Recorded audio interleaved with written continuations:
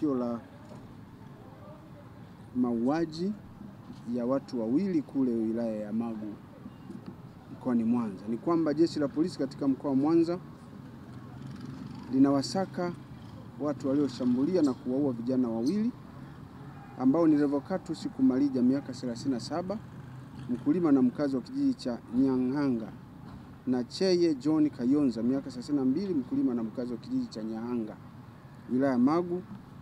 Hawa waliuawa na kundi la watu wenye hasira kwa tuhuma za kuiba mfugo kondoo mmoja.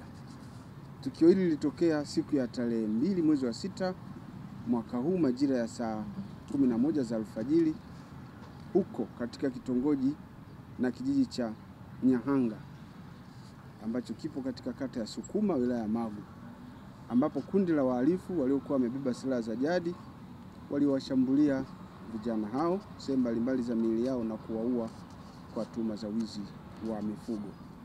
Miili ya marehemu hao imehifadhiwa katika hospitali ya wilaya ya Magu kwa uchunguzi wa kitaalamu. Jeshi la polisi linaendelea na kuwasaka watu waliohusika na kujichukulia sheria mikononi, na bado tunawaasa wananchi kuacha tabia ya kujichukulia sheria mikononi.